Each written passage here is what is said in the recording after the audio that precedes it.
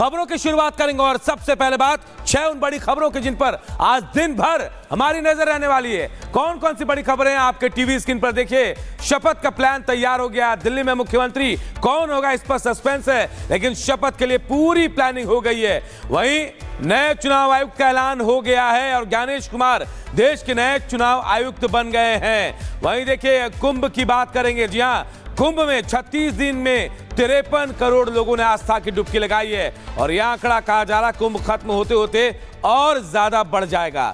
हर्ष firing ने जान ले ली है। नोएडा में शादी समारोह में एक बच्चे को हर्ष फायरिंग के दौरान गोली लगी और बच्चे की जान चली गई, जिसके बाद अब पुलिस पूरे मामले की छानबीन कर रही है। वही देखिए जमुई में, जी हां, जमुई में 2 समुदायों के बीच झड़प के बाद यहां अब एक्शन हो गया है। 8 लोगों को गिरफ्तार किया गया, जबकि कई लोगों को ढूंढा जा रहा है, तलाशा जा रहा है। वहीं पाकिस्तान में आतंकियों के लिए काल बन गया ऑपरेशन फरवरी, क्योंकि कहा जा रहा है कि फरवरी के नाम पर आतंकियों को वहां अज्ञात हमलावर निशाना बना रहे हैं। तो ये वो बड़ी खबरें हैं जिन पर आज दिन भर हमारी नजर होगी और हर एक अपडेट हम आप तक पहुंचाते रहेंगे।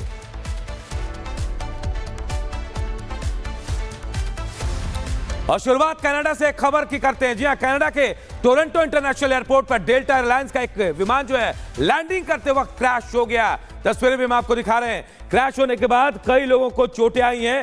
हालांकि ये ज्यादा जोरदार चोट नहीं लगी है, लेकिन लोगों को बताया जाए कुछ लोग जो है घायल हुए हैं। इस विमान को मिनियापोलिस से टोरंटो के लिए उड़ान भरी थी इसने और फिलहाल सभी यात्री और चालक दल के सदस्यों को सुरक्षित बाहर निकाल लिया गया है। विमान के क्रैश होने और आग लगने के कारण समेत हादसे की वजह की अभी जांच चल रही है। तस्वीरें में आपको दिखा रहे प्लेन क्रैश का लाइव वीडियो आप देखिए। ये विमान है डेल्टा एयरलाइंस का जो कनाडा के टोरंटो पियर्सन इंटरनेशनल एयरपोर्ट पर लैंड कर रहा था, उसी दौरान ये क्रैश हो गया। हादसे में कई लोग घायल हुए हैं। घायलों में से एक की हालत गंभीर बताई जा रही है। हालांकि चोट जानलेवा नहीं थी, कई लोगों को हल्की चोटें आई, लेकिन अब कहा जा रहा है कि अब छानबीन हो रही है, जांच की जा रही कि आखिर ये हुआ कैसे।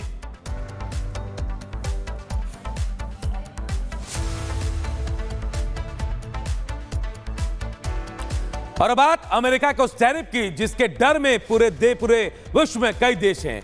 भारत को भी इस टैरिफ का सामना करना पड़ेगा, लेकिन भारत ने उससे पहले ही इसकी भरपाई की तैयारियां शुरू कर ली हैं। रिपोर्ट आप सबको दिखाते हैं।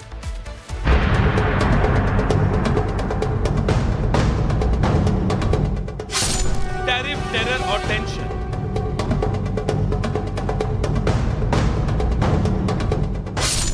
टैरिफ की तैयारी, टेंशन भारी।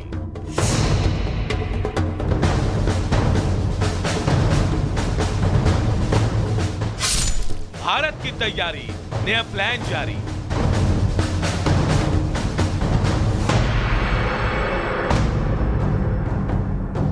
अमेरिकी राष्ट्रपति डोनाल्ड ट्रंप के नए रेसिप्रोकल टैरिफ के ऐलान के बाद दुनिया भर के देश टेंशन में हैं, लेकिन भारत ने इसके लिए अपनी तैयारी शुरू कर दी है। पहली बार बड़े टैरिफ पर वित्त मंत्री निर्मला सीतारमण ने खुलकर बातचीत की और बताया कि कैसे इसकी भरपाई की तैयारी की जा रही है।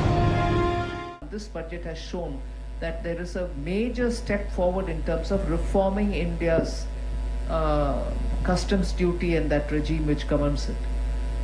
We are building to be a investor-friendly country, and as a result, the duty cuts and the rationalization that has been announced is a continuing process, and we shall keep doing that. वित्त मंत्री ने मुंबई में आयोजित एक कार्यक्रम में कहा कि रेसिप्रोकल टैरिफ के संबंध में हम कई सुधारात्मक कदम उठा रहे हैं। इनमें हम एंटी डंपिंग शुल्क के साथ ही सीमा शुल्क में सुधार के जरिए ये सुनिश्चित करने का प्रयास कर रहे हैं कि भारत को हर लिहाज से निवेश के अनुकूल बनाया जाए।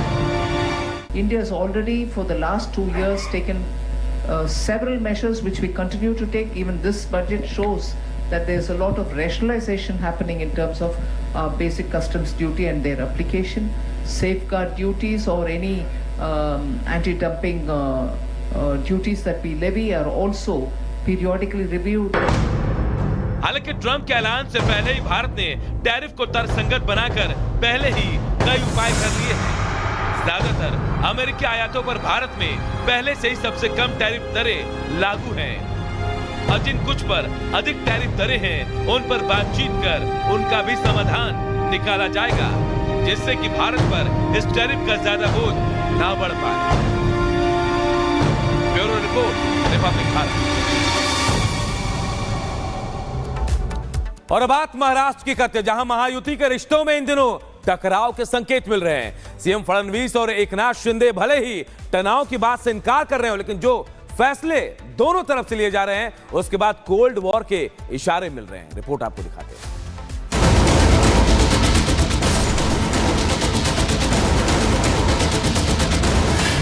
महाराष्ट्र में कोल्ड वॉर, महायुति में तकरार,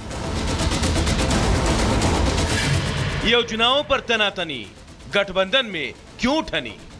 महाराष्ट्र की सियासत में महायुति में तनाव की चर्चा तेज है। सवाल उठ रहे हैं कि क्या महाराष्ट्र में महाविजय के बाद अब महायुति में सब ठीक नहीं है? क्या मुख्यमंत्री देवेंद्र फडणवीस और उप मुख्यमंत्री एकनाथ शिंदे के बीच सब ऑल इज वेल नहीं है? यह सवाल उठने के पीछे वजह है डिप्टी सीएम एकनाथ शिंदे का एक फैसला, जिसने महायुति में टकराव की खबरों को और हवा दे दी है। आइए आपको बताते हैं कि आखिर यह पूरा माजरा क्या है और इसकी शुरुआत कहां से हुई। दरअसल सीएम देवेंद्र फडणवीस ने मुख्यमंत्री चिकित्सा सेवा हेल्पलाइन जारी की थी और मंगेश चिवटे को हटाकर डॉक्टर रामेश्वर नाइक को सीएमजेएफ का चीफ नियुक्त किया था, जिसके बाद डिप्टी सीएम एकनाथ शिंदे ने भी उप मुख्यमंत्री चिकित्सा सेवा डेस्क बना दिया और मंगेश चिवटे को उप मुख्यमंत्री चिकित्सा सेवा डेस्क का प्रमुख नियुक्त कर दिया। इसके बाद जब राज्य आपदा प्रबंधन प्राधिकरण का पुनर्गठन हुआ तो इसमें डिप्टी सीएम एकनाथ शिंदे को शामिल नहीं किया गया, जबकि मुख्यमंत्री देवेंद्र फडणवीस एसडीएमए के अध्यक्ष हैं और डिप्टी सीएम अजीत पवार को इसमें शामिल किया गया है। इसके बाद महायुति सरकार में आंतरिक मतभेदों की अटकलें और तेज हो गई। इन फैसलों में ऐसी तस्वीर सामने आती है मानो कोई किसी को दूसरे से कम आंकने के लिए तैयार नहीं है। हालांकि जब एकनाथ शिंदे से इसे लेकर सवाल किया गया तो उन्होंने महायुति में किसी भी तरह की कोल्ड वॉर से साफ इनकार कर दिया। मुख्यमंत्री सहायता कक्ष है ही है, तो ये ऐसा कुछ भी नहीं, ये पत्रकारों ने ये बनाया हुआ सब ये है। वॉर रूम की बात आप करते हो तो वो समन्वय कक्ष शुरू किया है। शिवसेना के मंत्री है, शिवसेना के जितने डिपार्टमेंट है उसका जायजा लेना, वो जितने भी उसके काम के प्रगति का जायजा लेना और उसे जहाँ पर तक कुछ अड़चन है उसको दूर करना। क्या सब एक टीम बनकर हम काम कर रहे हैं और इसलिए हमारा एजेंडा एक ही है, इस राज्य को आगे बढ़ाना। कोल्ड वॉर बोल रहे हैं, क्या बोल रहे हैं आप लोग, ये कोई ऐसा कुछ भी नहीं है। और तो और एकनाथ शिंदे ने टकराव की खबरों से इनकार करने के साथ महाविकास आघाड़ी पर तंज भी कस दिया। ये हमारी महाविकास आघाड़ी नहीं है, इंडिया अलायंस नहीं है, महायुति है। और इसलिए महायुति में 2.5 साल हमने जो काम किया है हमारे युति ने टीम बनकर, इसलिए लैंडस्लाइड मैंडेट लोगों ने दिया है। अभी हमारी जिम्मेदारी और बढ़ गई है। खैर, शिंदे भले ही गठबंधन में कोल्ड वॉर की खबरों को नकार रहे हो, लेकिन इस सत्ता संघर्ष के बाद यह सवाल उठ रहा है कि आखिर ये टकराव और मनमुटाव कब थमेगा। बहरहाल आगे जो भी होगा, एक चीज साफ है कि मतभेद की इन खबरों ने विपक्ष को बैठे बिठाए महायुति सरकार को घेरने का मौका दे दिया है। Bureau report, Republic Bharat. इधर यूपी के बांदा की शहजादी को दुबई के कोर्ट ने फांसी की सजा सुना दी है, लेकिन उम्मीद अब भी कायम है क्योंकि भारत की तरफ से इसे लेकर एक रिव्यू पिटीशन दाखिल किया गया है। पूरी खबर इस रिपोर्ट से बताते हैं।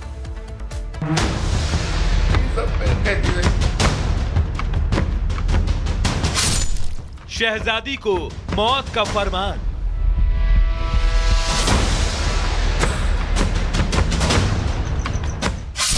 बांदा की शहजादी दुबई में फंसी।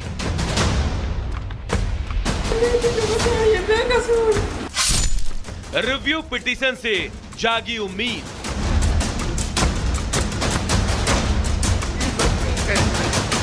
दुबई के अबू धाबी की अल-बदावा जेल में कैद बांदा की शहजादी की फांसी का वक्त अभी तय नहीं हुआ है।